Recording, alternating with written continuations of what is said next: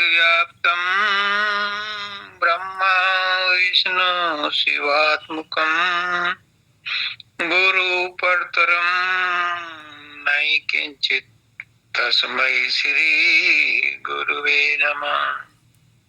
सर्वे भवन्तु सुखिनः, सर्वे सन्तु निरामयाः, सर्वे भद्राणि पश्यन्तु मा कश्चित् दुःखभाग् भवेत्। परम तत्वाधार परम पुरुष पूर्ण धनी मालिक के कुल हजूर पुष्करनाथ जी महाराज की पवित्र आत्मा, सभी सत्संगी भाइयों बहनों माताओं बच्चों बुजुर्गों सबको राधा स्वामी।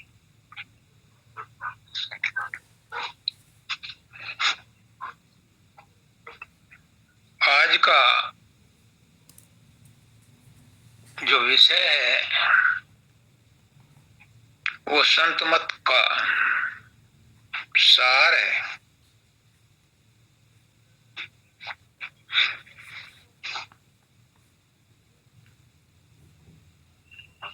ज्ञान दीजे ज्ञान दाता।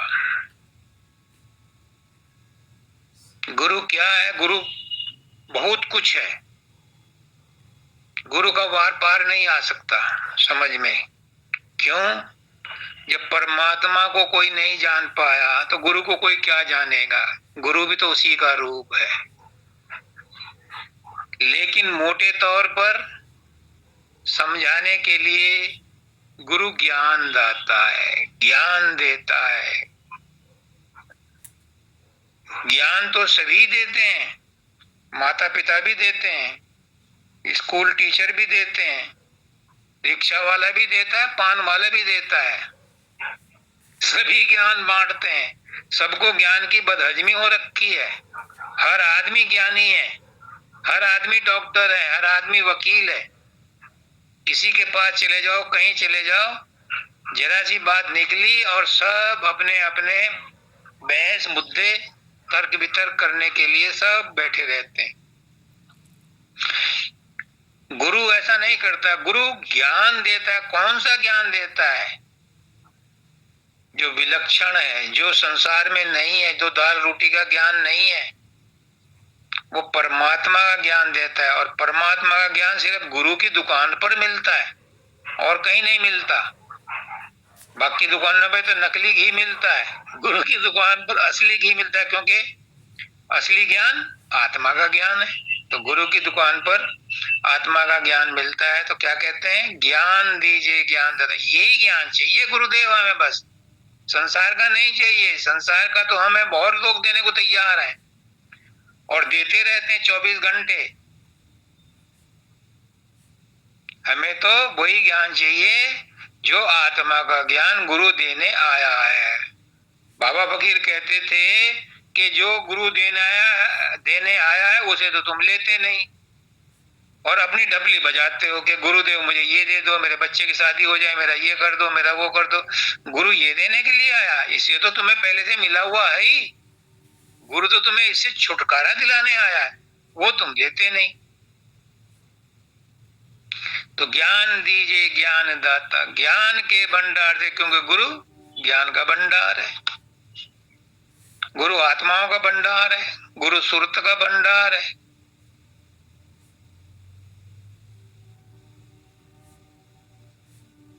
परमात्मा ने तो हमें दुख उठाने के लिए संसार में धकेल दिया। गुरु हमें इस संसार से छुड़ा करके हमारे घर वापस पहुंचाने का रास्ता बताता है। तो ये कोई छोटी बात है?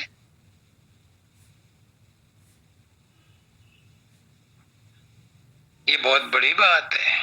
गुरु तो परमात्मा से भी बड़ा है। परमात्मा हमारे, मानव दयाल जी कहते हैं कि परमात्मा हमारी कोई मदद नहीं कर सकता, क्योंकि हमें दिखाई नहीं देता, हमें मिलता ही नहीं, हमारे से बात ही नहीं करता। वो हमारे किस काम का? हमारे काम का तो गुरु है, जो हमसे बात भी करता है, हमारी समस्याएं सुनता है, हमें उसका हल बताता है और हमारे साथ हमदर्दी करता है। इसलिए गुरु से प्रार्थना की गई है, ज्ञान दीजे ज्ञान दाता, ज्ञान के भंडार से सहज छुटकारा मिले, सबको कठिन संसार से। देखो कितनी ऊंची बात कही है।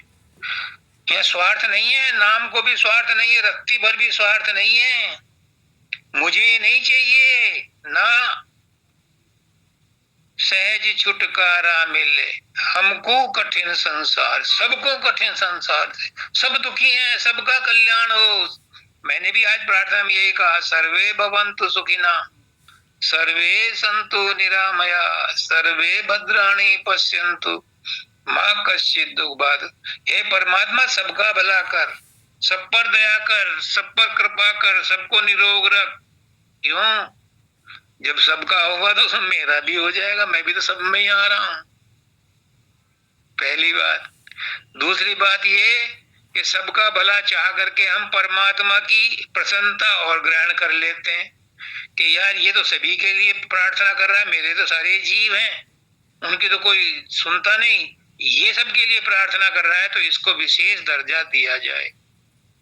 इसलिए जो बाबा फकीर क्या कहते हैं, शिव संकल्पम अस्तु, सबका भला चाहो, अपने ही नहीं सबका, सबके प्रति शिव संकल्प रखो, शिव संकल्प रखो। अगर सबके लिए शुभ संकल्प नहीं होगा तो तुम्हारा संकल्प पूरा भी नहीं होगा। वो पूरा तभी होगा जब सबके लिए एप्लीकेबल होगा। सबका चाहोगे भला तो आपका भला होगा, और अपना ही भला चाहोगे तो वो मोह है, वो स्वार्थ है। और फिर मोह और स्वार्थ जहां होंगे वहां तो फल भोगना ही पड़ेगा। फिर तो जन्म जन्मांतर तक यहीं लिपटा रहना है। और अगर ऐसे जाना है तो फिर सबका भला चाहो निस्वार्थ भाव से।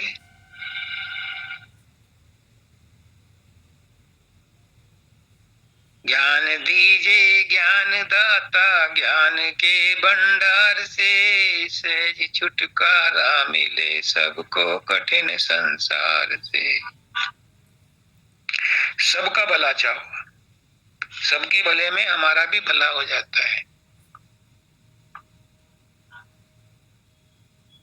क्या है अगली लाइन?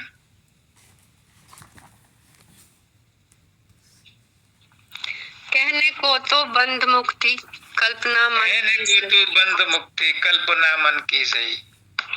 बंध और मुक्ति ये भी कल्पना है, जन्म और मृत्यु भी कल्पना है। कहने को तो बंध मुक्ति कल्पना मन की सही, बिन दया सतगुरु ये मिलती नहीं है जीते जी। कहने को तो सब कहते हैं कि सब कल्पना है, संसार कल्पना है, बीवी बच्चे कल्पना है, कह तो देते हैं लेकिन विश्वास नहीं करते। अगर विश्वास करें तो फिर दुखी काहे हो। ये तभी विश्वास होता है जब दया उसकी होती है, जब वो दया करता है तभी ये विश्वास भी पैदा होता है। बिन दया सतगुरु ये मिलती नहीं है जी। ये भावना भी स्ट्रांग तब तक नहीं होती जब तक के उसकी दया नहीं होती, उसकी मेहर नहीं होती। जिस पर दया आदि करता की सो ये न्यामत पावे, स्वामी जी महाराज कहते हैं। जिस पर आदि करता की दया होती है उसी को ये बात समझ में आती है। और आदि करता की कृपा किस पर होती है? जो सबका भला चाहता है, जो निस्वार्थ भला निष्काम कर्म करता है। कहने को तो बंध मुक्ति कल्पना मन की सही, बिन दया सतगुरु ये मिट्टी नहीं है जीते जी। नाम का ले दे आसरा चरणों में अपने लीजिए। अब आज का जो सत्संग है वो इसी बात का है कि नाम का दे आसरा। नाम क्या है? बाबा शब्दानंद जी कहते थे कि जपते रहो लाखों करोड़ों अरबों जन्मों तक, राधा स्वामी जपते रहो, कुछ नहीं होगा। ये नाम नाम नहीं है, ये तो वर्णात्मक नाम है। हजारों लाखों करोड़ों नाम ऐसे ही भरे पड़े हैं, हर शब्द नाम है, पर ये नाम नाम नहीं है जिससे छुटकारा मिलेगा। वो कौन सा नाम है? नाम का दे आसरा, चरणों में अपने लीजिए। कौन सा नाम है? कैसे पकड़ोगे उस नाम को? गुरु ने तो नाम दे दिया, लेकिन कौन सा नाम है जो तुम्हें तारेगा? नाम एक औषधि है, नाम एक चाबी है खजाने की, लेकिन कैसे खोलोगे? बहुत सारी चाबियां हैं तुम्हारे गुच्छे में, उनमें एक नाम की चाबी भी है जो गुरु ने दी है। अब तुम उसका नंबर भूल गए, यानी जो परमात्मा से नाम लेके आए थे उसको तो भूल ही गए, गुरु ने जो नाम दिया था उसकी भी चाबी भूल गए, नंबर भूल गए। और संसार में ही खप रहे हो। 40 साल तो मुझे हो गए खपते खपते। मैं किसी की क्या कहूं, किसी पर क्यों मैं लांछन लगाऊं? मैं खुद अपने आप गुनहगार हूं। क्या मानव दयाल जी ने कम प्यार किया था मुझे? उन्होंने तो यहां तक लिख करके दिया है, राजेश ये पत्र ईश अपने हाथ से लिख रहा है। वो हाथ का लिखा हुआ पत्र मेरे पास है। वो हिंदी कितनी जानते थे मुझे नहीं पता, पर हिंदी में उनके हाथ का पत्र है। इंग्लिश में तो वो चैंपियन थे, लेकिन हिंदी में कितनों को पत्र लिखा होगा मुझे नहीं पता, पर मेरे पास उनके हाथ का स्वयं का लिखा हुआ पत्र है। तो उन्होंने मुझे कितना प्यार किया, क्या मैंने उसका फायदा उठाया? क्या उस नाम को मैंने जप करके, इस नाम को मैंने आसरा लेकर के मंजिल पर पहुंचा? नहीं, मैं ईमानदारी से कह रहा हूं नहीं पहुंचा। हालांकि उन्होंने बहुत कोशिश की और लिख करके भी दिया कि तू मंजिल पर पहुंच नहीं जाएगा, पहुंच चुका है, लेकिन फिर भी कमी रह गई। तो वो नाम क्या है? कबीर साहब कहते हैं, गुरु ने दीनी मोहे अजब जड़ी। वो अजब जड़ी क्या है?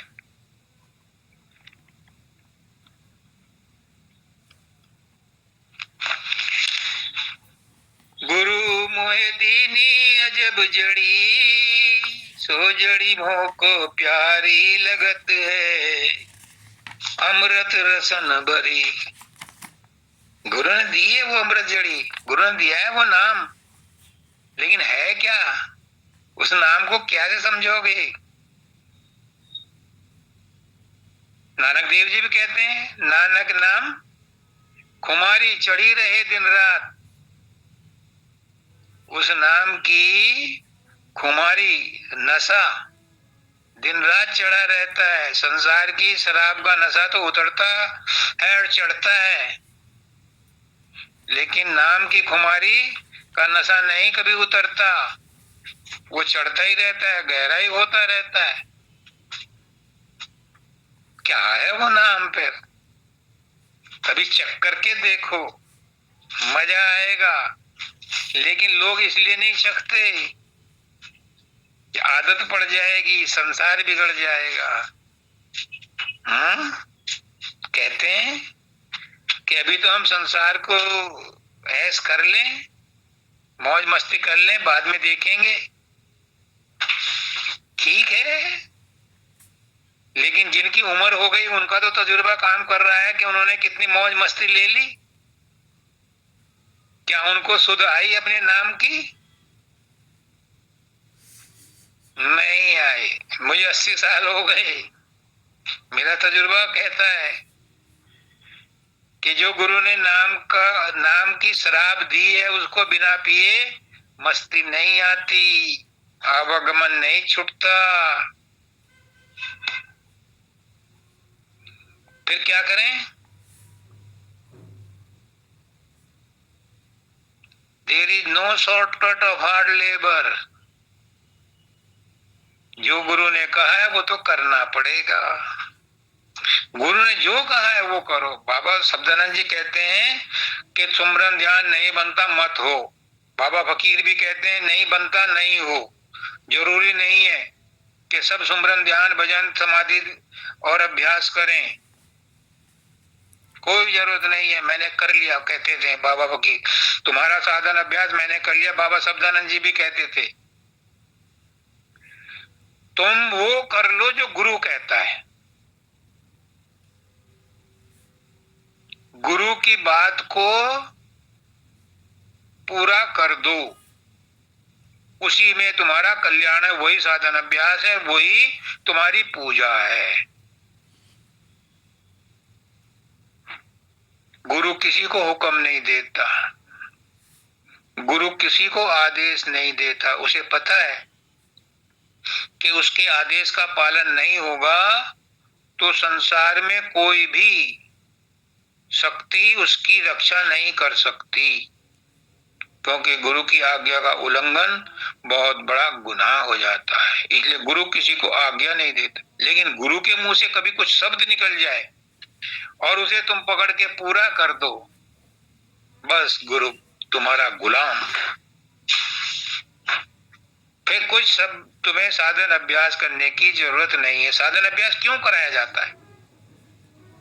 गुरु कहता है साधन अभ्यास करने के लिए, मजबूर करता है, बार बार पूछता है कहां तक तरक्की करी, क्या क्या देखा, क्या करा, क्यों।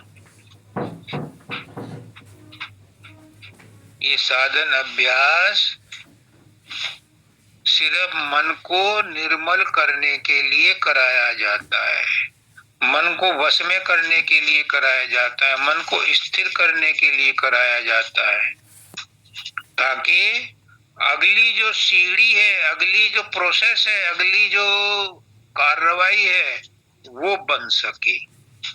अगली कार्रवाई क्या? मन जब स्थिर होगा, मन जब एक जगह टिक जाएगा। कब टिकेगा? जब वो निर्मल होगा, जब वो शांत होगा। पुष्करनाथ जी कहते हैं मन की शांति परमात्मा का साक्षात्कार कराती है। तो क्या होगा? मन जब शांत हो जाएगा तब प्रकाश पैदा होगा, शब्द पैदा होगी, सूरत और मन फिर शब्द में प्रकाश में लगेंगे। ये अगली सीढ़ी है। पहली सीढ़ी क्या है?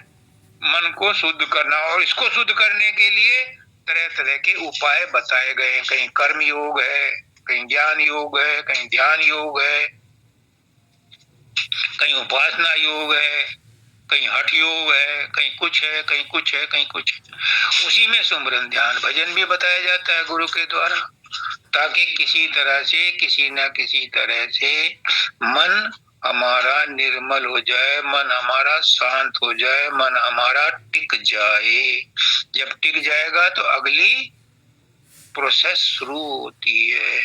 इसलिए कहते हैं कि तीसरे तिल पर सुमरन ध्यान भजन करो, तीसरे तिल पर अजपा जाप करो। अजपे जाप के द्वारा तीसरे तिल पर अपनी अटेंशन को, सूरत को खींच करके लाओ।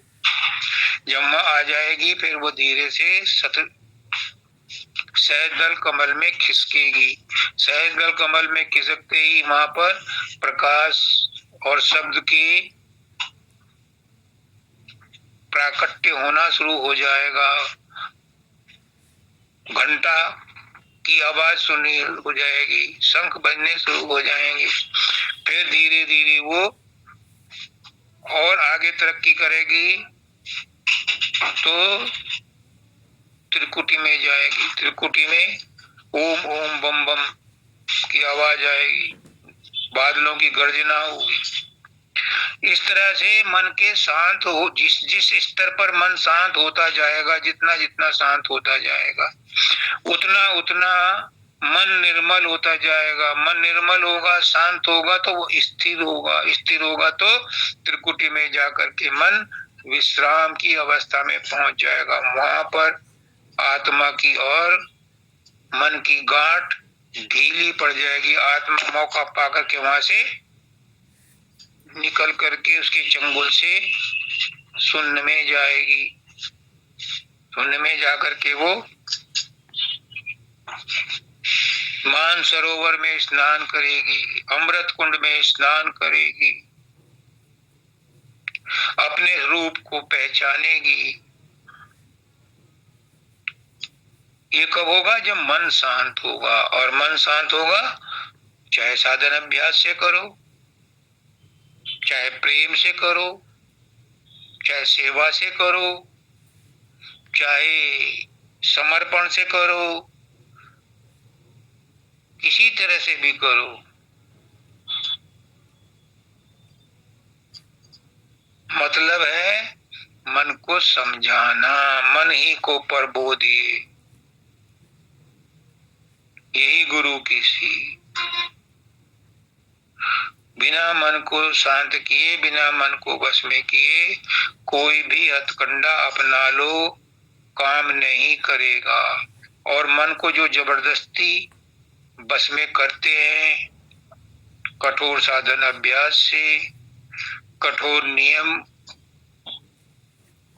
यम नियम, प्राणायाम, प्रत्याहार, ध्यान धारणा समाधि से जो जबरदस्ती मन को कंट्रोल करते हैं, मन उनको मौका पाते ही गिरा देता है। इसलिए प्रेम से अगर उसको किया जाए, शब्द के द्वारा उसको बस में किया जाए, उसको जो है प्रकाश के साथ जोड़ करके बस में किया जाए, तो मन स्थायी रूप से वश में आ जाता है। कृष्ण भगवान कहते हैं अर्जुन से, अर्जुन जब कहता है कि इस मन को वश में करना तो हवा को बांधने जैसा है, वो बहुत चंचल है, ये वश में नहीं आता। तो कहते हैं कृष्ण भगवान कि निसंदेह अर्जुन मन बहुत चंचल है, लेकिन अभ्यास से वश में आ जाता है।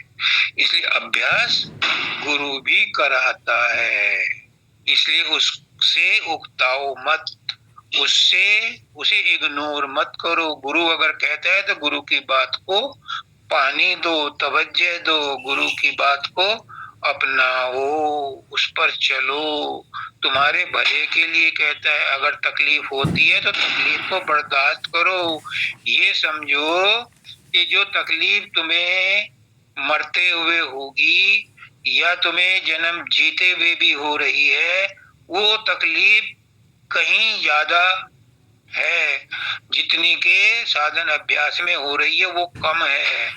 इसलिए इस कम को भी बर्दाश्त कर लो ताकि बड़ी मुसीबतों से तुम्हारा छुटकारा मिल सके। नेक्स्ट क्या है? सच्चिदानंदम अखंडम केवलम निज रूप, सच्चिदानंदम अखंडम,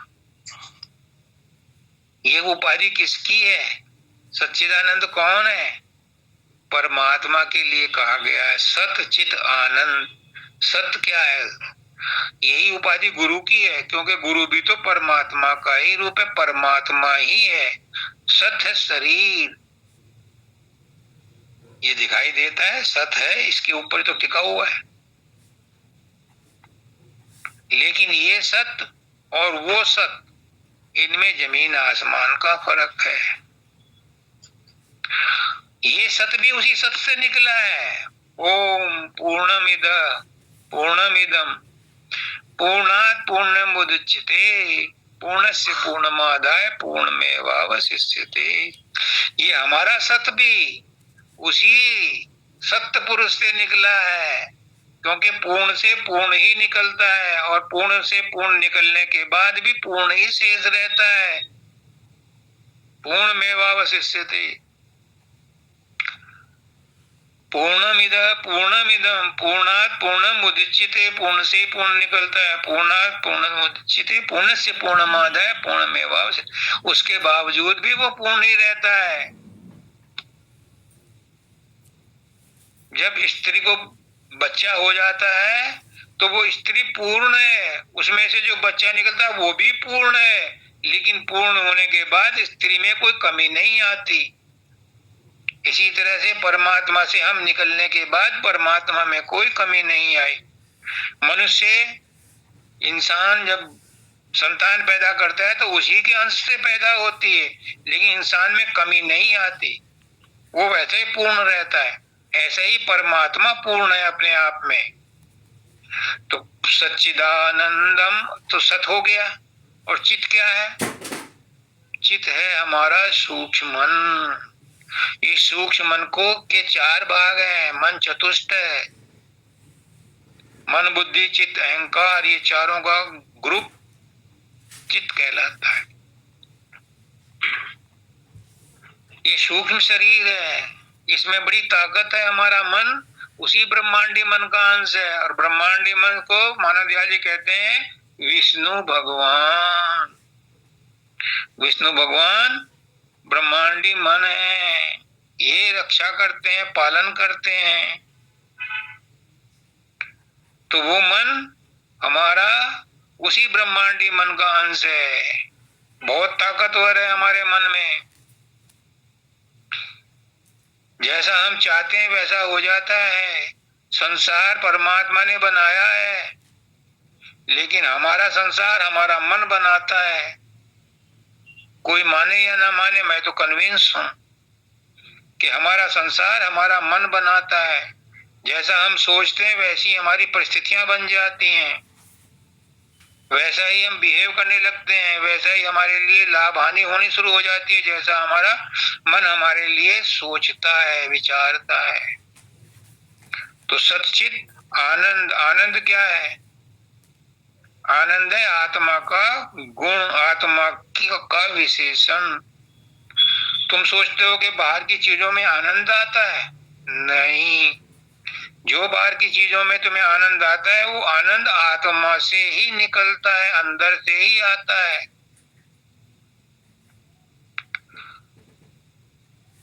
अगर आत्मा का रुझान तुम्हारे प्रेजेंट मोमेंट में नहीं है तो तुम खाना खा रहे हो तो तुम्हें स्वाद का पता नहीं चलेगा।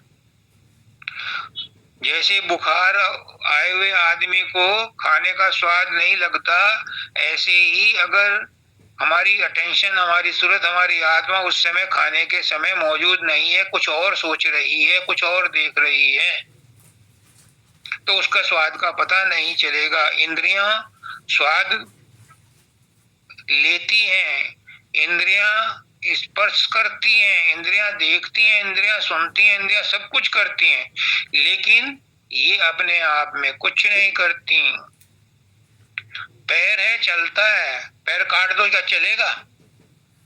आंखें देखती हैं, आंखें निकाल करके बाहर रख दो क्या देखेगी? कान है, सुनते हैं, किसी के कान में रुई ठोंस दो तो क्या सुनेगा? कहने का मतलब है कि हमारी सारी इंद्रियां जो हैं ये किसके बल पर काम करती हैं? इनके पीछे शक्ति है हमारी चेतना की, और चेतना जुड़ी है हमारी आत्मा से। तो आत्मा के बल पर ही सब कुछ, सारा व्यापार हो रहा है। तो आत्मा का गुण है आनंद लेना। तो आनंद कहाँ से मिलता है? अंदर से मिलता है। जो बाहर के आनंद को ढूंढते रहते हैं, जन्म जन्मांतर तक यहीं लटके रहते हैं, कभी किसी को कुछ नहीं मिलता। आनंद तो अंदर में मिलता है। कुत्ता हड्डी को चूसता है, सोचता है कि हड्डी में से खून मिल रहा है, उसमें क्या मिलेगा? वो तो सूखी है।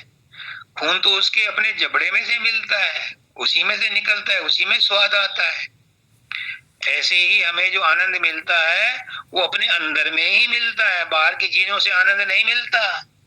बाहर की चीजों से जो थोड़ा बहुत आनंद होता है वो फिर दुख का कारण बन जाता है। कोई सा भी एग्जाम्पल ले लो, बुरे से बुरा, अच्छे से अच्छा।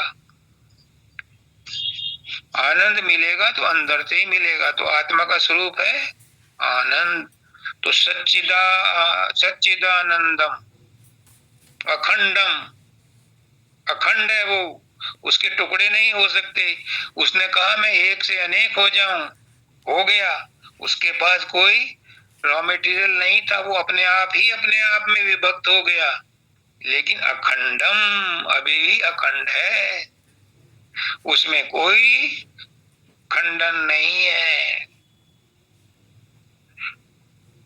वो विभक्त नहीं हुआ। मुझे कहा मानव दयाल जी ने, राजेश तू भक्त है क्योंकि तू विभक्त नहीं है। जो विभक्त नहीं है वही भक्त है। तो मालिक क्या है? अखंड है, वो खंडित नहीं है, इसीलिए मालिक अखंड है। अखंड मंडलाकारं व्याप्तम येन चराचरम तत्पदम दर्शितम येन तस्मै श्री गुरुवे नमः। वो मालिक अखंड है, उसका खंडन नहीं हो सकता, उसके खंड नहीं हो सकते, उसके टुकड़े नहीं हो सकते। अखंड मंडलाकारम, तमाम मंडलाकार रूप में वो बनाता बनाता, मंडल बनाता बनाता आता है। खंड मंडलाकारम, खंड मंडलाकार व्याप्तम ये न चराचरम, जो सारे जगत में व्याप्त, चराचर जगत, जो दिखाई दे रहा वो भी, जो दिखाई नहीं दे रहा वो भी, जो वैज्ञानिकों ने खोजा वो भी और जो नहीं खोजा वो भी, सब में वही व्याप्त है। सच्चिदानंदम अखंडम केवलम निज रूप हो। क्या है? केवलम निज रूप। उसके जैसा कोई नहीं है, उससे बड़ा भी नहीं कोई हो सकता। जब उसके जैसा ही कोई नहीं तो बड़ा कैसे हो जाएगा? केवलम निज रूप, वो केवल अपने आप में, अपने आप ही अद्वितीय है। बाबा फकीर ने किताब लिखी है अजायब पुरुष, वो अजायब है, उसके जैसा कोई नहीं है और हो भी नहीं सकता, क्योंकि सब कुछ तो उसी का बनाया हुआ है, कहां से दूसरा आएगा। सच्चिदानंदम अखंडम केवलम निज रूप हो। वो का निज रूप क्या है? निज रूप कैसे जानोगे, कैसे पहचानोगे? उसका नाजी ने बड़ी आसान बता दिया, आसान शब्दों में बता दिया। क्या? कि self realisation is God realisation. तुम अपने आप को पहचान लो तो परमात्मा का पता चल जाएगा। कितनी सिंपल भाषा में बता दिया। कहां ढूंढोगे परमात्मा को? अनंत अनंत अनंत सौर मंडल है, अनंत ब्रह्मांड है, कहां कहां ढूंढोगे?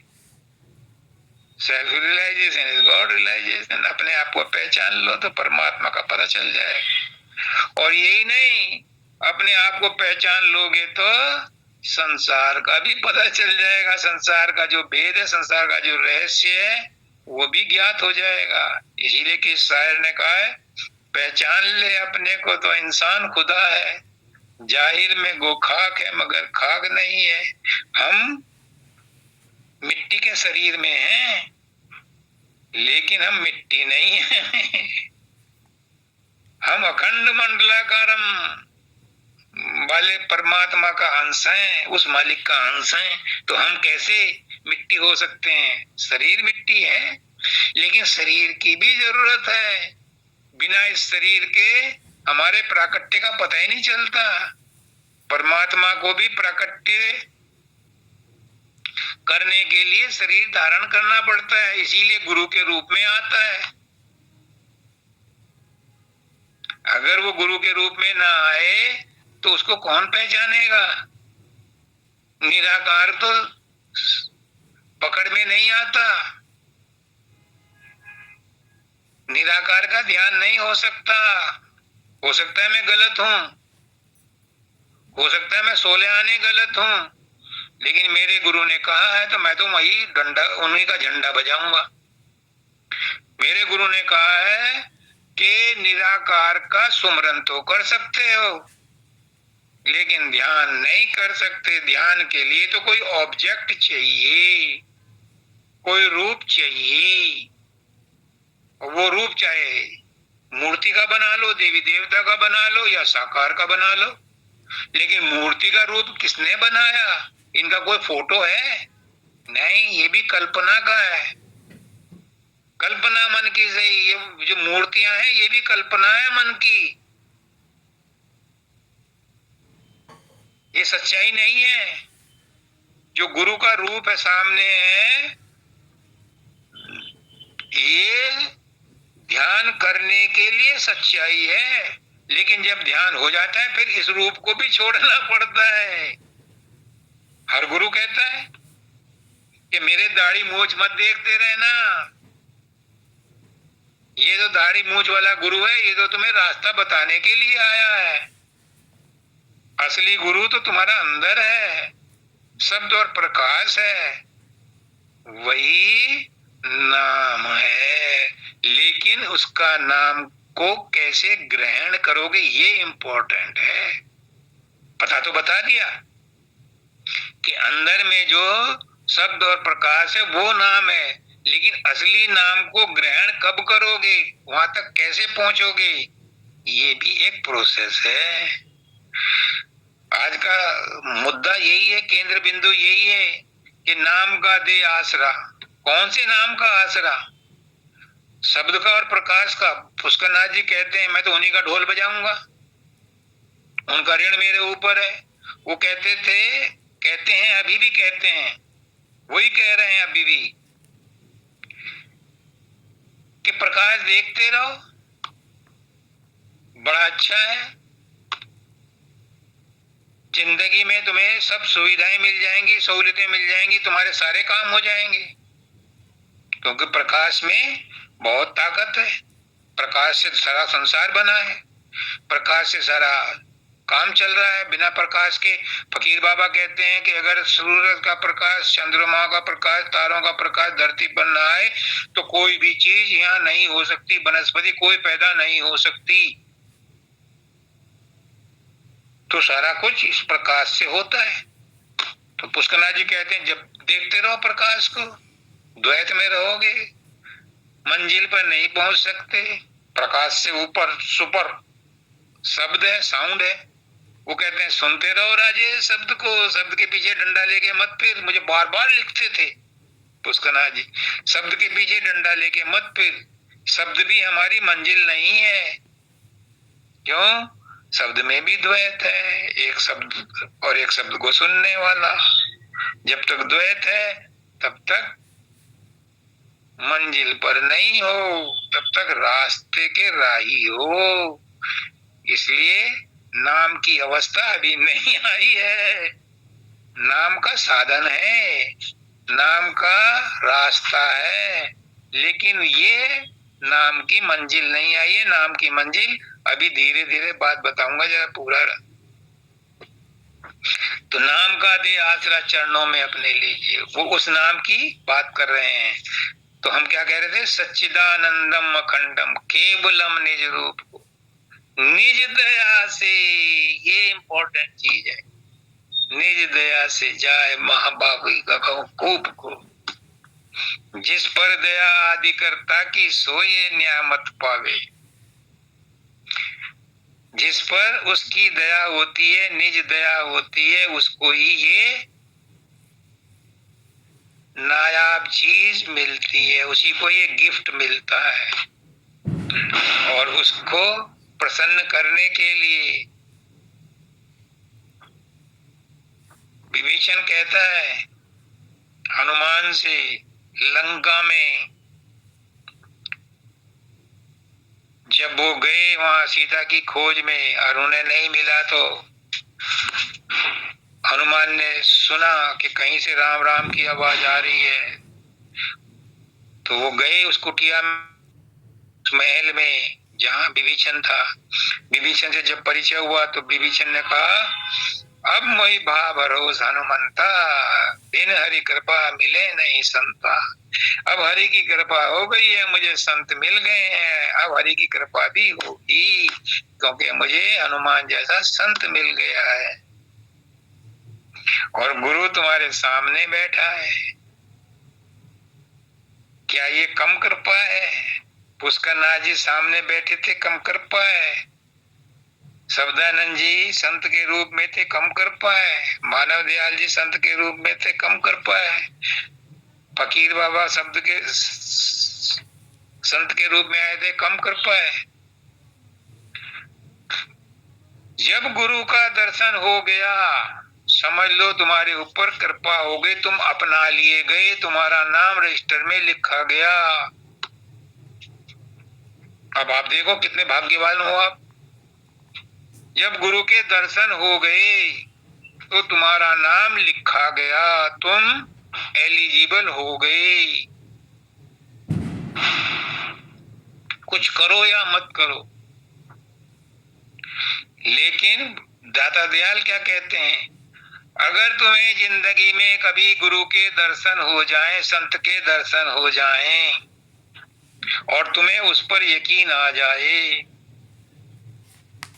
तो उसके चरणों की धूली माथे पर लगा लेना।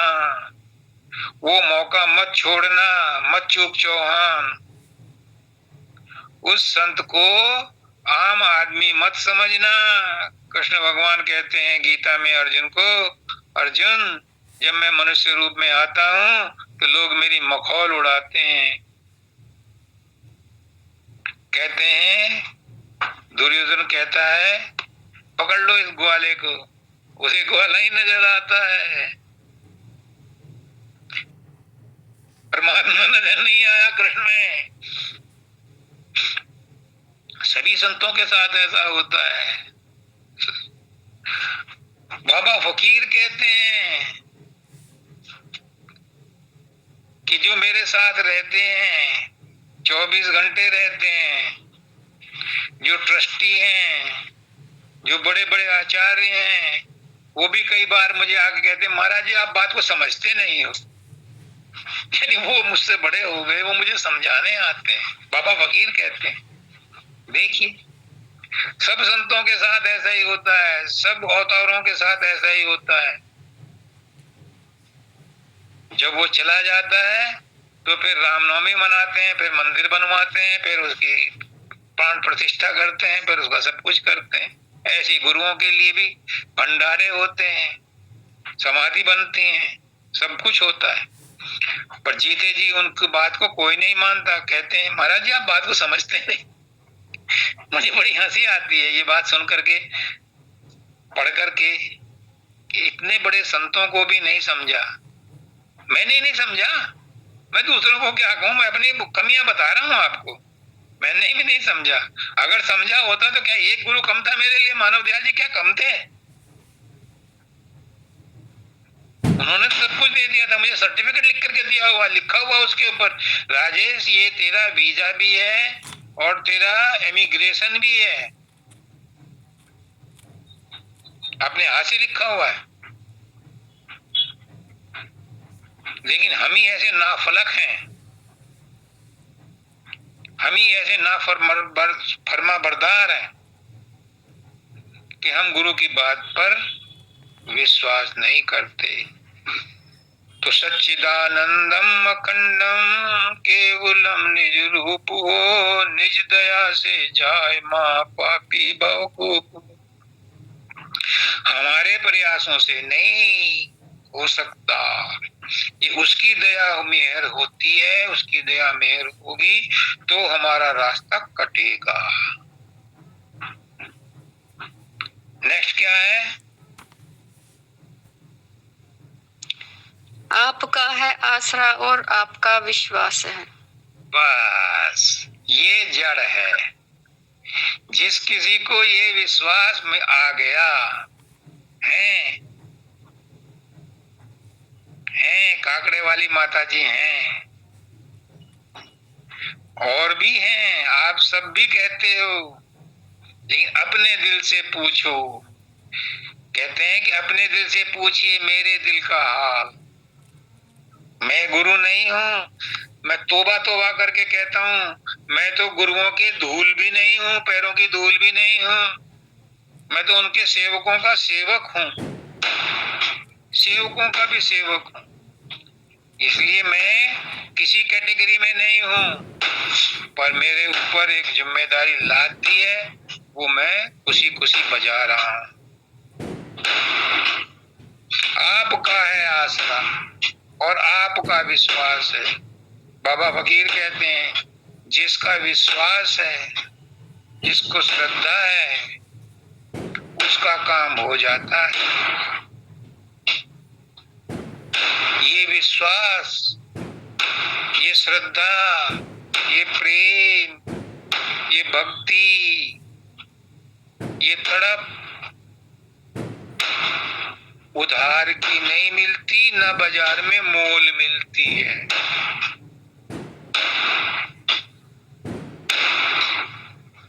आपका है आसरा आसरा और आपका विश्वास है। ये भावना बाजार में नहीं मिलती।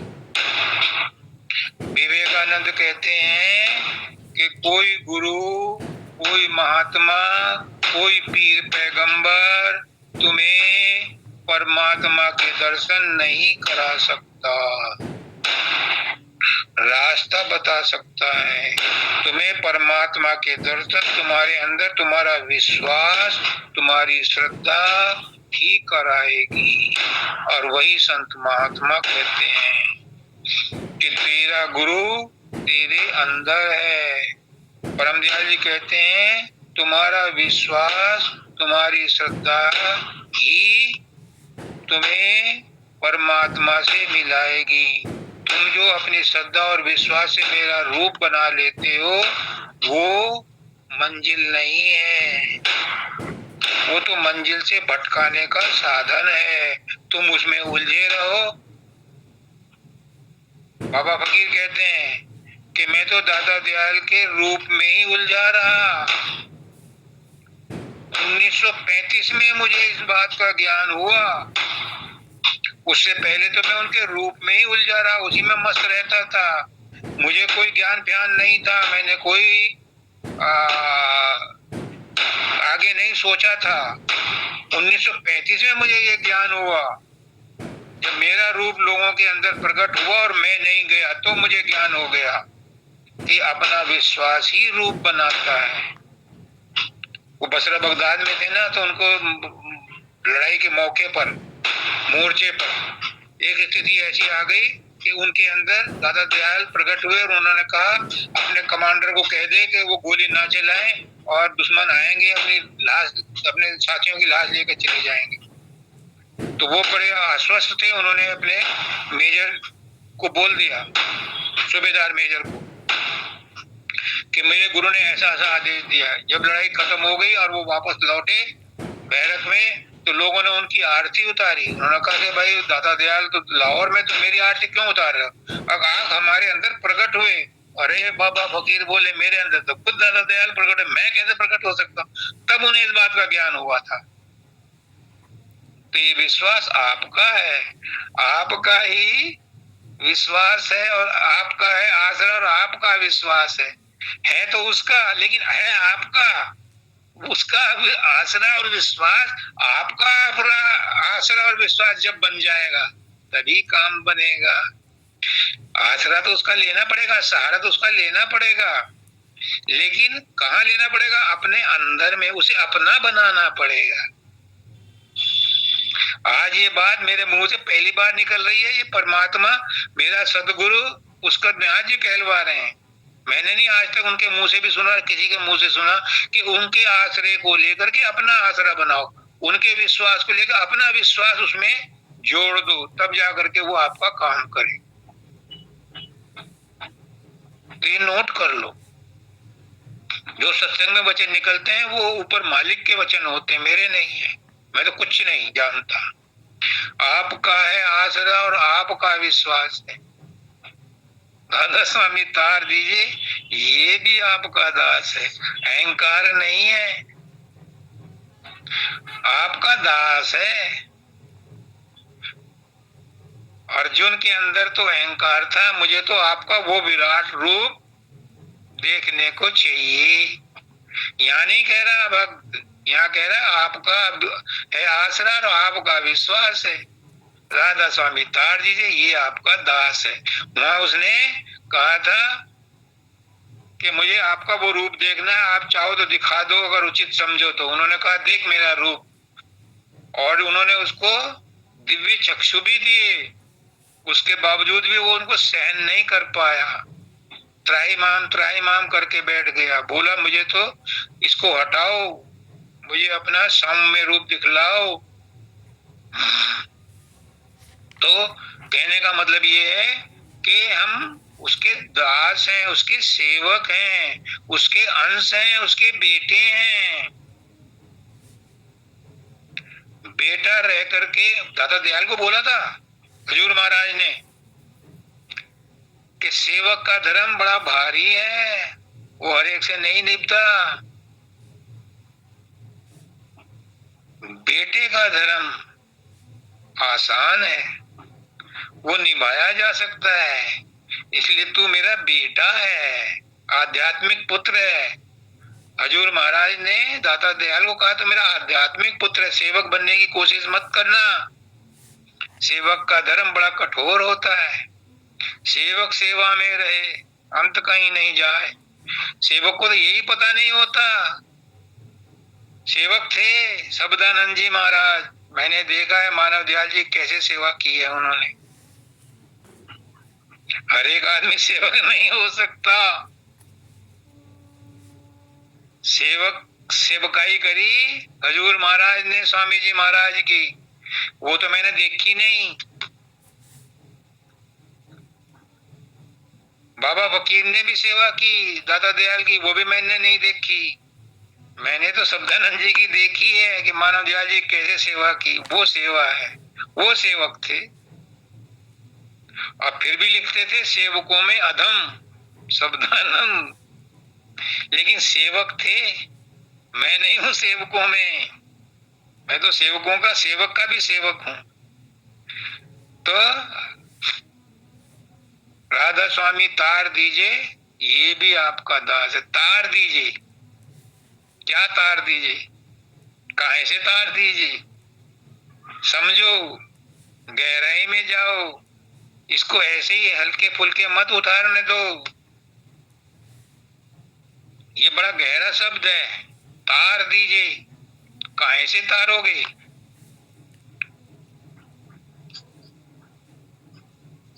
एक होता है तैरना और एक होता है पार होना, तरना। एक होता है तैरना, एक होता है तरना। तैरना तो वो है कि तैरते रहो नदी में, समुद्र में तैरते रहो, आनंद लेते रहो। और तरना है भव सागर पार हो जाना, यानी किनारे पर पहुंच जाना। तो यहाँ क्या कह रहे हैं? तार दीजिए, मैं बीच में नहीं रहना चाहती, मुझे तार दो, पल्ली तरफ लगा दो। कैसे कैसे लगा दो? काहे से लगा दो? समुद्र से। काहे के समुद्र से? भव सागर, कल्पनाओं के समुद्र से, विचारों के समुद्र से, कर्मों के समुद्र से, इच्छाओं के समुद्र से। कई बार मैं सोचता हूं, इंसान हूं, सोचता हूं कि मुक्ति मुक्ति मुक्ति मुक्ति, सब मुक्ति मुक्ति गाते हैं। ये मुक्ति क्या है? कहीं से मुक्ति चाहिए? भूख लगी है रोटी खा लो, मुक्ति मिल जाएगी। प्यास लगी है पानी पी लो, मुक्ति मिल जाएगी। बेघर हो मकान मिल जाएगा, मुक्ति मिल जाएगी। उस इच्छा की मुक्ति मिल जाएगी। तो मुक्ति क्या है? कहीं से तरना चाहते हो? जो तुम्हारी इच्छाएं हैं इनसे मुक्ति मिल जाए। कहते हैं मानव दयाल जी ने एक बार कहा कि भक्ति की नहीं चाह मन में, मुक्ति की नहीं चाह मन में, भक्ति प्यारी लाग। मुक्ति की इच्छा भी भुक्ति है, वो भी कर्म है। मुक्ति की इच्छा भी मुक्ति नहीं है। मुक्ति की इच्छा से भी मुक्ति हो जाए, इच्छा से ही मुक्ति हो जाए, वो मुझे प्यारी लगती है। वो क्या है? वो है भक्ति। भक्ति पे कौन सा फल लगेगा? भक्ति तो खुद फल है। इसलिए दाता दयाल ने लिखा है कि भक्ति मुक्ति की नहीं चाह मन में, भक्ति प्यारी लाग। ये इसका निचोड़ है जो मैं बता रहा हूं। तर जाएगा, तार दीजिए। तारेंगे कब? जब उसकी भक्ति में लीन होगी। और यही नाम है, और कोई नाम नहीं है। उसके अंदर लीन हो जाना, भक्त को अपने आप की सुध बुध खो जाना। बाबा फकीर कहते हैं कि हफ्ते में, 10 दिन में, महीने में, 2 महीने में जब मैं वहां जाता हूँ उस अवस्था में तो मैं गुम हो जाता हूँ। वो गुम होने की अवस्था ही नाम की अवस्था है मेरे भाइयों बहनों माताओं बच्चों बुजुर्गों। जो मेरी समझ में आया, हो सकता है मैं ही गलत हूँ और गलत शिक्षा दे रहा हूँ, मुझे माफ करना। मुझे कोई हक नहीं है तुम्हें बरगलाने का, मेरा कोई स्वार्थ नहीं है इसमें, लेकिन जो मेरा गुरु मुझसे कहलवा रहा है वो जिम्मेदार है, अगर गलत है तो वो है, मेरा इसमें कोई निजी स्वार्थ नहीं है। असली नाम की अवस्था वो अवस्था है जिसमें हम अपने आप को गुम हुआ महसूस करते हैं, वो है नाम की अवस्था। नाम दीजिए, नाम का दे आसरा चरणों में अपने लीजिए। उस नाम के बारे में बात कर रहे हैं कि हमें वो अवस्था चाहिए। उस अवस्था को मिलने के बाद फिर संसार में रहो, मुर्गाबी की तरह संसार में रहो, जैसे कीचड़ में कमल रहता है। संसार में रहो, सब कुछ करो, सब कुछ करो, पढ़ो लिखो, नौकरी करो, ब्याह शादी करो, बच्चे बनाओ, मकान बनाओ, कार खरीदो, सब कुछ करो,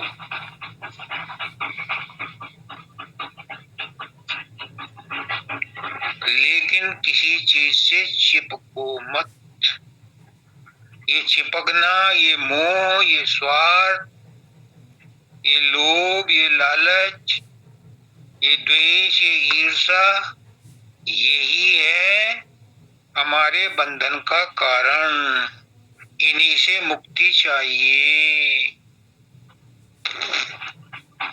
जब हमें इनसे मुक्ति मिल जाती है तो हमारा जीवन संतुलित हो जाता है, स्थित प्रज्ञ हो जाता है वो इंसान, वो भक्त फिर अपने आप का अस्तित्व मिटा देता है, मिटा दे अपनी हस्ती को। अगर कुछ मर्तबा चाहे कि दाना खाक में मिलकर गुले गुलजार होता है, वो है नाम की अवस्था जो मैं समझा हूं। मुझे नहीं पता ये सही है कि गलत है, लेकिन मेरा गुरु मुझसे कहलवा रहा है तो सही होगी, नहीं तो अपने आप अनुभव करके देख लो। मुझसे तो गुरु ने आज यही कहलवाया है।